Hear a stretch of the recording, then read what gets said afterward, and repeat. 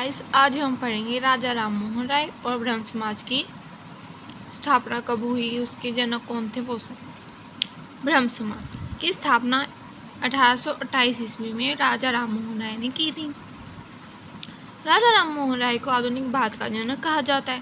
राजा राम मोहन राय महान व्यक्तित्व के धनी और कर्तव्यपरायण व्यक्ति थे। आगे बढ़ते हैं। ब्राह्मण समाज ने राजा राम मोहन राय, केशव चंद्र सेन और देवेंद्रनाथ टैगोर और अन्य व्यक्तियों के सहयोग से आधुनिक भारत का निर्माण किया था। ब्राह्मण समाज की उत्पत्ति का मुख्य कारण समाज में फैली बुराइयां और कुरीतियां थीं। इन सब से समाज को मुक्त कराने के लिए ब्राह्मण समाज की स्थापना की गई थी। अभी हम पहले राजा राम मोहन राय का जीवन परिचय पढ़ रहे हैं। राजा राम मोहन राय का जन्म 1772 में बंगाल के हुगली जिले में स्थित राधानगर गांव में हुआ। ये जाति से ब्राह्मण थे। इनके पिता का नाम रमाकांत और माता का नाम तारणी देवी था। बचपन से ही राजा राम मोहन राय कुशाग्र बुद्धिवान थे, मतलब बहुत ज़्यादा बुद्धिवान व्यक्ति थे। 15 वर्ष की आयु में इन्होंने मूर्ति पूजा पर एक पुस्तक लिखी थी, जिसमें मूर्ति पूजा का खंडन किया था। राजा राम मोहन राय का परिवार रूढ़िवादी और बहुदेववादी था। साथ ही मूर्ति पूजा प्राचीन प्रथाओं और रीति रिवाजों का समर्थक था। उनका परिवार इस बात को सहन नहीं कर सका और अंत में इसी विवाद के चलते राजा राम मोहन राय ने घर त्याग दिया। घर त्याग के पश्चात उनका जीवन संघर्ष से भर गया, परंतु उन्होंने अपना अध्ययन जारी रखा।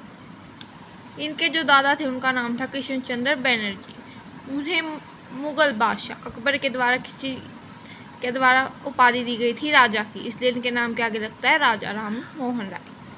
घर त्याग के पश्चात उनका जीवन संघर्ष से भर गया, परंतु उन्होंने अपना अध्ययन जारी रखा और वे बंगाली, फारसी, अरबी और संस्कृत के बड़े ज्ञाता बन गए। बाद में उन्होंने अंग्रेजी, वेद, लैटिन भाषा का ज्ञान भी प्राप्त कर लिया।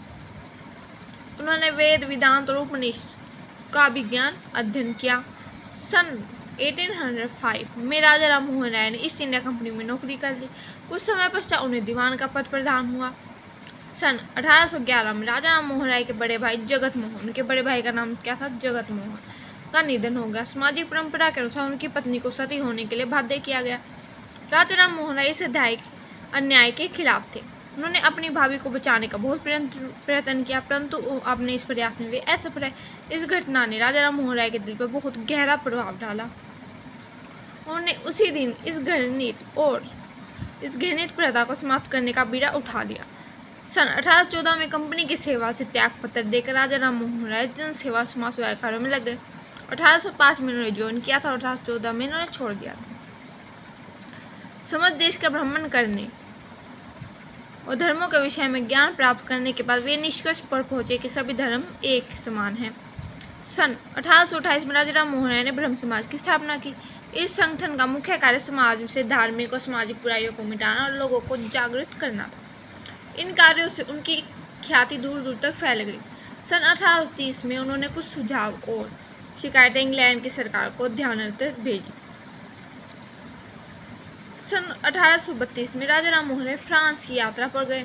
वहां अधिक कार्य करने के कारण उनका स्वास्थ्य खराब हो गया और 27 सितंबर 1833 को ब्रिस्टल नामक स्थान पर उनका स्वर्गवास हो गया। कहाँ हुआ था? ब्रिस्टल। कहाँ गए थे वो? फ्रांस गए थे 1832 में। और ब्रह्म समाज के कुछ सिद्धांत थे जो हमें दिए गए हैं, वो ये है। सारे ब्रह्मांड का स्वामी एक है और वह निराकार है, अनादि और अनंत है और समस्त सृष्टि का रचिता है। मूर्ति पूजा व्यर्थ है। सभी मनुष्यों को बिना जाति व संप्रदाय भेद की उपासना करने का अधिकार है।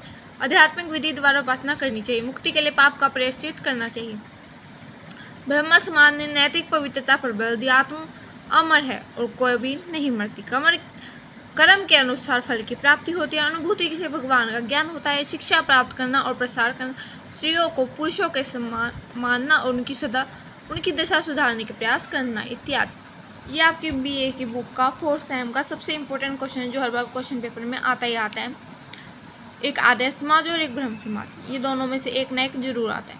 राजा राम मोहन राय के सामाजिक सुधार, अब उनके बारे में पढ़ेंगे। इसमें क्या है? अंग्रेजी शिक्षा के समर्थक। ये क्या थे? आधुनिक जो शिक्षा थी अंग्रेजी, उसके समर्थक थे। निसंदेह राजा राम मोहन राय अंग्रेजों और उनकी नीतियों के विरुद्ध थे, परंतु वे पाश्चात्य शिक्षा के बहुत बड़े समर्थक थे। उनका मानना था कि भारतीय समाज दशा में परिवर्तन अंग्रेजी ज्ञान द्वारा ही लाया जा सकता है। राजा राम मोहन राय ने इसी बात को ध्यान में रखते हुए कोलकाता में एक अंग्रेजी स्कूल और वेदांत विद्यालय की स्थापना की। आगे है सामाजिक सुधार। राजा राम मोहन राय अनेक सामाजिक जैसे छुआछूत, जाति पाति, सती प्रथा, मूर्ति पूजा इत्यादि को समाप्त करना चाहते। राजा राम मोहन राय सबसे पहले सती प्रथा के विरुद्ध आवाज उठाई। उन्होंने 1814 में आत्मीय सभा का गठन किया। इस सभा का प्रमुख कार्य सती होने वाली स्त्री को बचाना था। 1829 में लॉर्ड विलियम बेंटिक के सहयोग से वे सती प्रथा को समाप्त करने में क्या सफल रहे। उसके पश्चात कन्यावध, बाल विवाह जैसी बुराइयों को मिटाने के लिए उन्होंने अनेक प्रयास किए। इसी के साथ साथ विधवा पुनर्विवाह, स्त्रियों को समाज में उचित स्थान व शिक्षा के लिए भी उन्होंने आंदोलन चलाए। सती प्रथा को रोक लगाई गई थी 1829 में लॉर्ड विलियम बेंटिक, जो एक अंग्रेज अधिकारी था, उसके द्वारा। प्रशासनिक सुधार। राजा राम मोहन राय द्वारा सन 1831 से 33 तक इंग्लैंड में रहे। वहां उन्होंने भारत के प्रशासनिक सुधारों के लिए आंदोलन किया। राजा राम मोहन राय इंग्लैंड की सरकार को भारत की समस्याओं से अवगत कराना चाहते थे। राजा राम मोहन राय ने समाचार पत्रों पर लगाए गए प्रतिबंध और प्रशासन द्वारा किए जा रहे अनुचित कार्यों की निंदा की है और इस विषय में एक प्रार्थना पत्र सरकार को भेजा। सन 1835 में उनके प्रयासों के फलस्वरूप समाचार पत्रों को थोड़ी बहुत आजादी प्राप्त हो गई। राजा राम मोहन राय ने संवाद कौमुदी का प्रकाशन किया।